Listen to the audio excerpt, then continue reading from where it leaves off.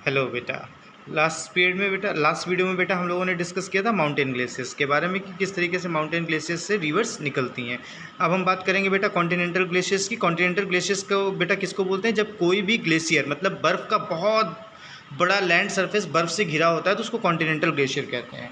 मतलब जैसे अभी मान लीजिए ये आपका पूरा ट्रांसपोर्ट नगर में बर्फ़ से ढक जाए, इतनी ठंड पड़ेगी पूरा ट्रांसपोर्ट नगर सालों साल बर्फ़ से जम जाए, तो ये क्या बन जाएगा? कॉन्टिनेंटल ग्लेशियर बन जाएगा। मतलब एक बहुत बड़ा एरिया है। जब क्या होता है, वैसे ट्रांसपोर्ट नगर छोटा एरिया हो जाएगा, बड़ा एरिया का मतलब कि पूरे का पूरा एक डिस्ट्रिक्ट, पूरे का पूरा एक स्टेट अगर आपका कवर हो जाता है आइस से, तो वो कॉन्टिनेंटल ग्लेशियर कहलाता है। बहुत बड़े साइज़ में होते हैं। They are thick ice sheets covering the entire land surface. They generally occur in polar regions. ये जनरली आपको पोलर रीजन्स में देखने को मिलेंगे कॉन्टिनेंटल ग्लेशियर्स। जैसे अंटार्कटिका है बेटा, ये क्या है? सबसे बेस्ट एग्जांपल है आपका कॉन्टिनेंटल ग्लेशियर। पूरे का पूरा अंटार्कटिका कॉन्टिनेंट जो है बेटा वो जमा हुआ है, पूरा का पूरा अंटार्कटिका कॉन्टिनेंट बर्फ है। In northern parts Europe, Asia and North America continental glaciers are found. इसके अलावा यूरोप, एशिया और नॉर्थ अमेरिका के नॉर्दर्न पार्ट्स में भी आपका कॉन्टिनेंटल ग्लेशियर देखने को मिलता है। अब हम आते हैं बेटा सॉइल। मिट्टी क्या होता है? सॉइल मतलब मिट्टी। मिट्टी क्या होती है? Is a complex mixture of fresh and eroded Rocky materials, dissolved and redeposited minerals and the remains of once living beings are humus। Soil क्या होता है बेटा? कॉम्प्लेक्स मिक्सचर होता है किन चीज़ों का? फ्रेश और इरोडेड रॉकी मटेरियल्स का। फ्रेश या इरोडेड मतलब जो बहा करके लाए गए मटेरियल्स हैं, नदियों के द्वारा जो बहा करके लाए गए कंकड़ पत्थर हैं, है ना, उन सबको मिला करके सॉइल बनती है।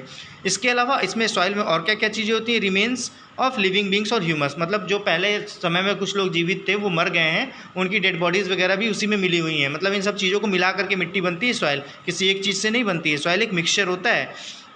It can be said that the earth surface is covered by a layer of loose material called soil. ऐसा हम लोग कह सकते हैं कि जो अर्थ का सर्फेस है वो एक लूज मटेरियल से कवर है, जिसको हम सॉइल कहते हैं। These soil constituents are mixed together by the burrowing of animals. अब ये जो सॉइल के कॉन्स्टिट्यूएंट्स हैं ये मिक्स हो गए कैसे? एनिमल्स ने इसको बरो किया। बरो मतलब गड्ढा खोद खोद करके इसमें बहुत सारी चीज़ें मिला दी। आपने जानते ही हैं बहुत सारे जानवर हैं जो गड्ढे खोद करके उसके अंदर बिल बना करके रहते हैं। तो इस तरीके से क्या हुआ, बहुत सारी चीज़ें जो है मिक्सअप हो गई हैं और सॉइल लूज हो गई है। These borrowings of animals, these soil constituents are mixed together by the borrowing of animal, the pressure of plant roots and the movement of underground water। अब प्लांट की रूट्स का जो प्रेशर है वो, underground water का जो movement है वो, इन सब चीज़ों ने क्या कर दिया है बेटा? सॉइल को थोड़ा सा लूज बना दिया है। सो soil is a mixture of many kinds of particles. तो हम लोग ये कह सकते हैं कि सॉइल क्या है? कई सारे तरीके के पार्टिकल्स का एक मिक्सचर होता है।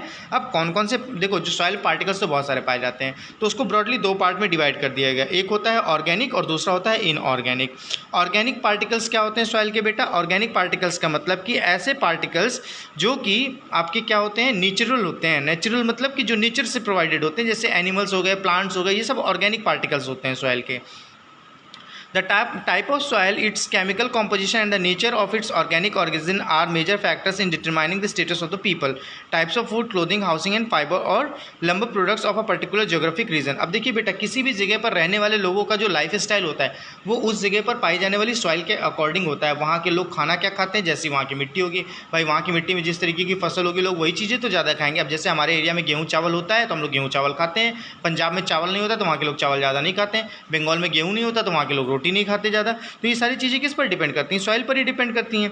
ऑर्गेनिक मटेरियल्स की अगर हम बात करें सॉइल में, तो ऑर्गेनिक मटेरियल्स कौन से होते हैं? प्लांट्स और एनिमल रिमेन्स या फिर बैक्टीरिया, ये ऑर्गेनिक रिमेन्स होते हैं। और इनऑर्गेनिक रिमेन्स में क्या क्या आ जाएगा बेटा? इनऑर्गेनिक रिमेन्स में, अच्छा पहले हम लोग ऑर्गेनिक रिमेन्स कंप्लीट कर लेते हैं। Most of the organic materials in soil come from plants. ज़्यादातर ऑर्गेनिक मटेरियल्स जो होते हैं सॉइल में वो प्लांट्स से आते हैं। इसके अलावा ह्यूमस वगैरह जो है ये सब क्या है? ऑर्गेनिक मटेरियल है। Humus provides useful nutrients to the plants for the growth. Humus soil को यूजफुल न्यूट्रिएंट्स प्रोवाइड करता है उसके प्रॉपर ग्रोथ के लिए। ह्यूमस क्या होता है बेटा? ह्यूमस सॉइल का जो एकदम ऊपर वाला लेयर होता है उसको ह्यूमस कहा जाता है, ठीक है। और ह्यूमस बनता कैसे? डेड लीव्स और डेड एनिमल बॉडीज से। Proportion of humus in soil determines their fertility. Humus का जो प्रपोर्शन होता है सॉइल में वो उसकी फर्टिलिटी को डिसाइड करता है। जितनी ज़्यादा ह्यूमस होगा सॉइल में उतनी ज़्यादा फर्टाइल सॉइल होगी, ठीक है। The desert soil has less of humus and hence it is less fertile. जो डेजर्ट सॉइल होती है उसमें ह्यूमस बहुत कम होता है, इसी वजह से वो बहुत कम फर्टाइल होती है। Hot climates encourage the DK of organic matter and the soil is thick. Hot climate की वजह से क्या होता है? मटेरियल्स डीके होते हैं और सॉइल मोटी हो जाती है। कोल्ड क्लाइमेट जो होता है produce little weathering and the soil is thin. उसकी वजह से वेदरिंग कम होती है और सॉइल क्या होती है? थिन होती है। चलिए यहाँ तक आप लोग बेटा इसको पढ़िए, फिर हम आपको नेक्स्ट वीडियो में आपको बताएंगे इसके इनऑर्गेनिक पार्टिकल्स। अभी तो चैप्टर बहुत बड़ा है, अभी आगे की चीज़ें भी हम आपको बाद में बताएंगे, ठीक है। फिर मिलते हैं, थैंक यू।